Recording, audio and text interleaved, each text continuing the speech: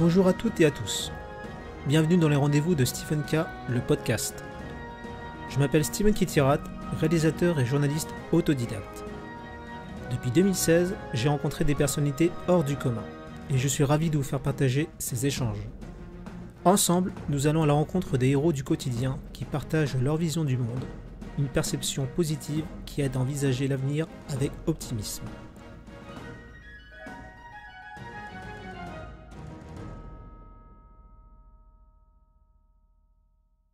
Bien, bonjour Xavier. Bonjour Steven. Merci d'avoir accepté en tout cas mon invitation. Merci de m'accueillir pour cette interview. Avec grand plaisir. Alors justement, est-ce que vous pouvez vous présenter pour nos internautes? Alors, je suis Xavier Meniscus. J'exerce la profession de scaphandrier professionnel et j'ai comme loisir et comme passion la plongée souterraine, l'exploration et l'aventure dans ce milieu fantastique qui est le milieu karstique et pratiquer la plongée dans ce milieu. Alors quels ont été les éléments déclencheurs de votre passion pour la plongée souterraine? À la base, je suis plongeur, donc c'est mon métier de travailler sous l'eau. Et l'aventure, l'exploration, la pratique de ce milieu particulier qu'est la plongée souterraine m'a toujours attiré depuis le début. Et ce n'est qu'en rencontrant des gens dans le milieu de la plongée professionnelle qui pratiquaient cette activité et qui m'ont initié à la pratique. Et de là, par mon niveau de plongeur, par par mes compétences professionnelles, j'ai su mettre à la fois mes connaissances techniques de la plongée professionnelle, puisque je suis scaphandrier et je travaille à très grande profondeur. J'ai une formation pour travailler à très, très grande profondeur. Mais aussi ma pratique de la plongée loisir. J'ai su mettre ensemble les deux techniques et pouvoir faire développer mon activité pour arriver à des performances qui sont actuellement uniques au monde.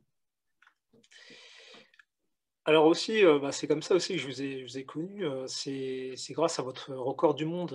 Alors expliquez-nous un peu comment ça s'est passé en fait? Comment vous avez eu déjà l'idée de faire? Enfin, comment vous avez pris conscience de cette information-là et qu'est-ce que ça vous a apporté, vous? Alors, ce record, ce n'est que, en fin de compte, l'aboutissement de 30 et quelques années de plongée. J'ai commencé en tant que plongeur militaire, après plongeur scaphandrier, et après la plongée souterraine. Donc, c'est l'aboutissement de tout un travail, de tout l'apprentissage de la plongée profonde, mais ensuite de l'exploration de cette cavité, de l'exploration de toutes les autres cavités qu'on a pratiquées auparavant, qu'on continue à explorer, qu'on continue à travailler encore sur de nombreuses cavités. Et c'est en fin de compte la cavité qui a décidé de nous amener à cette profondeur-là. On avait les compétences professionnelles, puisque c'est mon métier de travailler à ces profondeurs-là. Donc j'avais les capacités, nous avions l'équipe avec laquelle je me suis entouré, nous avions les capacités techniques pour aller à ces profondeurs-là. Et c'est tout simplement en poursuivant l'exploration qu'on avait commencé presque 10 ans de cette cavité qu'elle nous a amené à cette profondeur-là et qu'on a pu battre ce record du monde. Alors, la plongée, d'aller dans les profondeurs, vous, qu'est-ce que ça vous apporte en termes de vibrations? Avant tout, c'est l'aventure, c'est l'exploration. J'ai la chance de pouvoir le pratiquer au niveau et que maintenant, toutes les explorations qui se font dans le milieu souterrain, la plupart, les explorations ont été portées tellement loin par nos prédécesseurs dans certaines cavités que pour aller continuer les explorations, il faut la pratiquer à un haut niveau. Et donc, le but de nos plongées, c'est la recherche, l'étude, l'exploration de cette réserve en eau souterraine qui est si importante actuellement et qui est en danger parce qu'avec les réchauffements climatiques, avec la sécheresse de plus en plus prononcée tous les ans, cette ressource en eau est fondamentale et primordiale. Et quand on sait que 1%, enfin, il y a très très peu de l'eau qui est consommable, l'eau potable, c'est une infime partie sur cette planète. et qu'il y a un tiers de cette eau qui se cache sous terre. Donc, cette eau potable, ben, il faut la connaître, il faut l'étudier, afin qu'un jour, on puisse s'en servir et qu'on puisse l'utiliser. C'est vrai qu'on parle beaucoup de réchauffement climatique, enfin tout ce qu'on voit, de l'extérieur, mais on ne sait pas ce qu'il y a vraiment, sous l'eau, en fait. Vous, avec vos observations, qu'est-ce que vous avez remarqué depuis ces dernières années, en fait? Est-ce qu'il y a eu enfin, Alors, ouais, changement, le changement milieu souterrain, notamment le milieu aquatique souterrain, le milieu sous-marin, c'est le seul domaine d'exploration que l'homme, que uniquement l'homme puisse aller. On est capable d'envoyer des sondes sur Mars, sur la Lune. Les astronautes, quand ils sont posés sur la Lune, ils avaient une carte. Donc, quand ils sont posés, ils savaient où vous allez. Nous, le milieu souterrain, le milieu noyé, il n'y a aucune machine capable actuellement de pouvoir l'explorer. Donc, déjà, on est les seuls à pouvoir continuer ces explorations. Et ensuite, on remarque au cours de ces années, moi, ça fait 20 ans que je pratique la police souterraine, que tous les réseaux, toutes les sources, tous les réseaux, chaque été, elles sont de plus en plus basses. Ça baisse de plus en plus, de plus en plus. On arrivait avec les sources avec lesquelles je travaille régulièrement, on avait des étillages maximum d'été qui étaient par rapport au déversoir, on était 3-4 mètres en dessous du déversoir de la source. Ben, maintenant, on arrive à des années, tous les ans, on est à 6, moins 6, moins 7 mètres. Donc tous les ans, tous les étés, cette réserve en eau diminue. Et quand on sait aussi qu'en France, il y a à peu près 10% des captages qui ferment chaque année, d'une part par le manque d'eau, par la sécheresse, mais aussi par la pollution.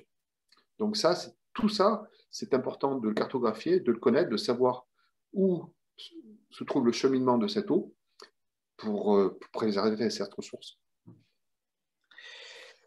Alors Xavier, à travers vos rencontres, vos observations, vous, question philosophique, qu'est-ce que vous avez appris sur l'être humain? Qu'est-ce que j'ai appris sur l'être humain? Ouais. Ça, que c'est pas facile. Que c'est pas facile. Que dans notre milieu, pour faire ce qu'on fait, on a des personnalités qui sont assez fortes. Pour aller à des niveaux d'engagement, dans tout sport de haut niveau, dans tout sport, où on a des personnalités assez fortes. Et qu'il faut composer avec ces personnalités. Et ça, c'est pas facile. Et ça, c'est pas facile. Parce que, voilà, on est des passionnés. On est des passionnés et à chaque fois, on, on a des comportements tous qui nous font que on peut aussi se faire plaisir, se pratiquer et puis se faire pratiquer et puis d'avoir une conception de la plongée, de la transition de la pratique qui est un peu différente à chacun. Et il faut composer avec tout ça. Et c'est pas facile des fois. Alors, est-ce que vous avez un message pour celles et ceux qui veulent réaliser leurs rêves?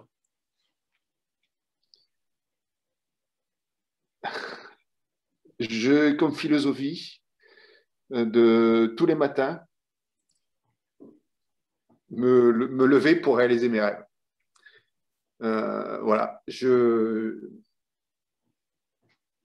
eu un parcours de vie sentimentale, affective et familiale qui a été assez compliqué et que je dis que maintenant, voilà, voilà, je suis arrivé à un âge où voilà, j'ai besoin de me lever chaque matin afin de réaliser mes rêves, ne pas rester couché. J'ai passé une période de ma vie où je restais couché et je me suis refermé sur moi-même pour justement. Et là, au moment, j'ai dit stop. Maintenant, je me lève et je me réalise mes rêves. Donc, oui, oui, on a besoin de rêver et on a besoin de réaliser ses rêves. Et c'est important de pouvoir les réaliser. Ouais, c'est très important. Alors Xavier, y a-t-il des choses qui vous écœurent, qui vous énervent dans ce monde? Ouf, il y a tellement de choses.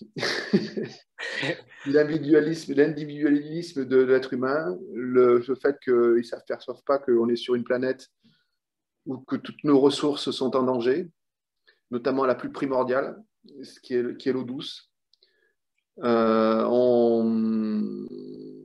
En termes de pratique, il y a aussi beaucoup de choses qui m'énervent. C'est que On n'a plus l'engagement qu'on avait ces dernières années du dépassement de soi. On est voilà, maintenant tout est acquis, on se dit tout est acquis, tout est simple, on a tout ce qu'il veut, tout ce qu'on a, on le veut, on le désire, il suffit de peu de choses pour avoir tout, et que on perd l'essentiel, on perd l'engagement de soi, nos rêves, on perd nos rêves, on perd l'engagement de soi, on sert de dépassement de soi, on perd les ressources fondamentales que notre terre nous ont apportées et qui s'amenuisent de plus en plus. On perd l'essentiel de ce qui a été le but d'un être humain. Et c'est dès qu'un être humain a su marcher sur ses jambes, en temps bébé, il a commencé à explorer son milieu qui était ses alentours proches. Et je crois qu'on a perdu ça. On a perdu le dépassement de soi, on a perdu l'esprit de l'engagement, on a perdu l'esprit de se faire mal. Et c'est ça que je reproche, tout en perdant l'idée qu'on est sur une planète fragile et que toutes les ressources qu'on a à notre disposition, et ben, un jour, et ben, elles n'y seront plus et qu'on est en train de perdre, de consommer ces ressources à tort et à travers. Alors, y a-t-il des personnalités qui, tout univers confondu, qui vous ont inspiré?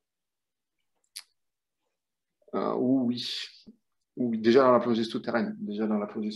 J'ai commencé, je suis arrivé à la plongée par tout le monde, par Cousteau, par tous ces médias qui nous parlaient de plongée, qui nous parlaient de cette pratique. Ensuite, en regardant les émissions d'aventure, notamment Ushuaïa dans les années 90, j'ai vu des plongeurs spéléo de l'époque, Olivier Isler, Francis Le Guen, tout ça. En regardant ce qu'ils faisaient, j'étais émerveillé, j'ai dit c'est ça que je veux faire. Et après, en tant que personnalité sportive, oui, il y a pas mal de personnalités sportives dont j'ai un caractère qui se rapproche, qui se rapproche énormément. C'est pour ça que je dis, pour faire ce que je fais, il faut un caractère fort. Il y a des grands sportifs avec des gros caractères qui à mon avis, je leur ressemble. Oui. Alors, j'imagine que vous en avez plusieurs, mais y a-t-il un événement, une anecdote qui vous a marqué, touché, transformé? Ah, c'est difficile à dire ça. C'est une anecdote qui m'est transformée, déjà dans ma vie sentimentale, dans ma vie familiale, oui. J'ai perdu mon père très jeune, il avait 49 ans. J'en avais 14-15 ans. Donc déjà ça m'a énormément perturbé. Et si j'ai l'âge, et quand j'ai eu 49 ans, à l'âge où j'ai perdu où mon père est décédé, j'ai dit non, stop. Maintenant, je vais profiter pour deux. Est-ce que est-ce qu'il n'a pas pu faire dans la vie de tous les jours, dans sa vie tout court, ben, je vais la vivre à 200% pour, pour profiter, quoi. Voilà. Voilà. Voilà, c'est compliqué, mais bon, voilà. Je pense souvent à mon père, je pense souvent qu'il est parti trop jeune et que ce que je vis là, je vis à 200% parce que j'ai 52 ans, bientôt 53 et que voilà, c'est quelque chose que voilà. Voilà. Alors Xavier, aujourd'hui, actuellement, y a-t-il, peut-être que vous y êtes déjà dedans, mais y a-t-il un projet, ou des projets qui vous tiennent vraiment à cœur, que vous voulez vraiment mettre en place? On continue, on continue les explorations qu'on a débutées voilà, plus de 20 ans. On continue à développer les techniques qui vont permettre de poursuivre ces explorations, de poursuivre l'étude de ces réseaux et de comprendre le cheminement des principales sources qu'on étudie. Ces principales sources sont aussi des sources captées. Il y a 2-3 projets comme ça où c'est des énormes réservoirs d'eau potable qui sont captés. Donc, on travaille avec une municipalité, on travaille avec des gestionnaires d'eau, on travaille avec des parcs nationaux pour connaître, étudier cette ressource en nous. Et on va continuer jusqu'à qu'on puisse y arriver parce qu'on a tellement repoussé les Tamus tellement loin et tellement profond que les limites humaines commencent à arriver. Il y a 10-20 ans, on disait qu'on les avait atteintes. On a continué à développer des techniques, on a continué à développer nos plongées qui ont repoussé encore ces limites. Mais à l'âge où j'arrive, ça commence à être dur et ça commence à être très loin et ça commence à être très profond. Donc, on continue le travail qu'on a entrepris il y a 20 ans sur les explorations, sur l'étude des réseaux, sur les principales sources sur lesquelles on s'est investi depuis 20 ans. Alors pour finir, est-ce que vous voulez remercier vous l'avez déjà fait, je pense. Est-ce que vous voulez remercier des personnes qui ont fait de vous, ce que vous êtes en termes de valeurs? Alors, il y a déjà toute l'équipe qui me suit depuis 20 ans, qui sont pour la plupart, pour le noyau dur, qui sont les mêmes qui me suivent depuis 20 ans. Et ça c'est super génial parce qu'on a su mettre en place des procédures, des techniques de plongée sur lesquelles c'est ça qui me rend le plus fier, c'est qu'on a dans l'équipe, on est peut-être quasiment les seuls, je dis pas on est les seuls, mais je dis quasiment les seuls à ne pas avoir eu d'accident dramatique. Beaucoup d'équipes en France, beaucoup de plongeurs ont connu, même moi, des pertes d'amis, de copains, mais on a eu la chance dans l'équipe de ne pas avoir eu d'accident. Et ça, c'est quelque chose qui me rend le plus fier. Donc déjà, voilà, c'est toute l'équipe qui me suit depuis 20 ans et à laquelle je dois énormément de choses, parce que c'est en pratiquant à leur côté, en prenant conseil aussi à droite, à gauche, en étant une éponge, en absorbant tout ce que les gens autour de moi pratiquaient, comment ils faisaient, et j'y suis synthétisé, qui m'a permis d'arriver à ce qu'on fait aujourd'hui. Donc déjà, ouais, en premier lieu, tous les copains qui me suivent depuis 20 ans et qui me font confiance et qui sont là pour risquer leur vie à chaque fois pour moi et pour me soutenir, me tenir en vie en cas de problème ou m'assister pour m'apporter tout ce qui est vital pour moi lors de mes plongées. Oui, ça, c'est quelque chose que... D'avoir des copains, d'avoir des amis en qui on peut mettre notre vie entre leurs mains, ah, c'est génial. C'est génial. Bon, bah, sur ce, Xavier, merci vraiment pour, Voilà. le temps et partage et voilà. Merci à toi, Steven. Merci beaucoup, Xavier.